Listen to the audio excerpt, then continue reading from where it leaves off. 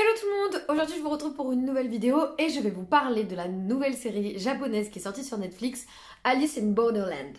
Et vous n'êtes pas prêts pour cette série. Je vais commencer comme ça. Donc Alice in Borderland, qu'est-ce que c'est? C'est trois Tokyoïdes qui sont amis de longue date, qui vont du jour au lendemain se retrouver dans un Tokyo désert.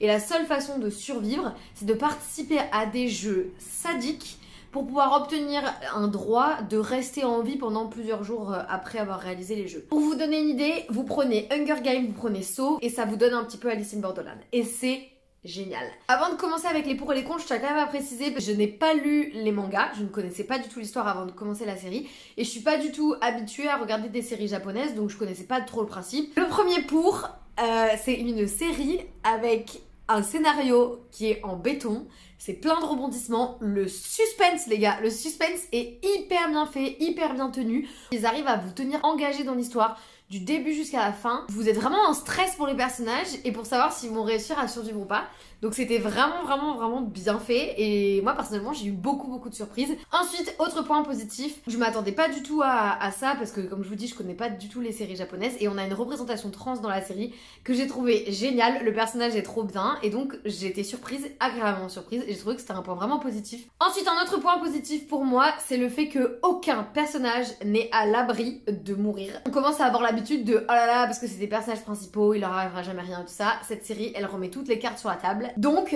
vous avez vos personnages qui sont en danger constant et vous savez qu'il n'y en a aucun qui est à l'abri. Ce qui fait que en fait vous avez une pression, vous avez un suspense et une tension à chaque épisode qui est hyper intense et qui fait que vous avez vraiment peur pour les personnages. Et moi c'est quelque chose que j'ai trouvé trop bien, c'est très rafraîchissant. J'ai aimé d'avoir des personnages en danger et de savoir qu'ils étaient vraiment en danger parce que ça me permettait de ressentir le danger avec eux. Donc ça j'ai beaucoup aimé. Ensuite, dernier point positif, comme vous avez des jeux qui sont hyper tordus, hyper malsains, vous avez une tension qui est maintenue jusqu'à la dernière seconde et vous avez vraiment le doute, est-ce que les personnages ils vont réussir? Genre, vous prenez rien pour acquis et vous êtes surpris à quel point ça peut être malsain, à quel point ça peut être vicieux. C'est vraiment une série qui vous confronte à la nature humaine. On se dit oui, non mais les humains ils pourraient pas faire de telles choses dans certaines situations et en fait vous vous rendez vraiment compte que en fait personne ne se connaît vraiment et que dans une situation de danger quand c'est chacun pour sa peau, personne ne sait de quoi il est capable. Et c'est vraiment ça qui illustre la série et que j'ai trouvé vraiment génial. Ensuite, point négatif, parce que j'étais quand même obligée d'en trouver. Le premier, c'est que on a un peu de mal à comprendre pourquoi le personnage principal, il est autant distingué des autres personnages.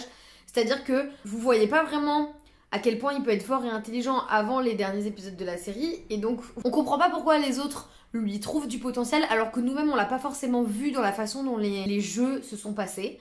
Mais ça c'est assez personnel, mais j'ai trouvé qu'ils auraient peut-être pu passer un tout petit peu plus de temps à développer et à montrer que c'était entre guillemets un as au début et que dans le jeu il se révèle comme étant en fait quelqu'un de très intelligent et qui va vraiment pouvoir utiliser ses capacités pour se sortir de situations très complexes. Et le dernier point négatif, c'est qu'en fait il y a un petit coup de mou au milieu de la série, genre il y a 2 épisodes qui sont un peu plus mous et comme vous avez été habitué à un rythme effréné au début, et ben là ça fait un petit peu lent. Je peux comprendre que c'est pour mettre un peu plus en perspective et intégrer dans l'histoire d'autres personnages, d'autres contextes et tout ça, mais j'ai trouvé que c'était un peu plus mou et personnellement j'ai préféré les passages où il y a des jeux et où c'est très intense. Donc voilà pour mes pour et mes contre. Personnellement c'est une série que j'ai adorée, j'ai vraiment passé un super moment. C'est une bouffée d'air frais et j'ai vraiment hâte de voir la saison 2. Donc j'espère que ça vous aura donné envie de regarder la série. Si vous l'avez vue, n'hésitez pas à me donner votre avis et en attendant moi je vous dis à la prochaine.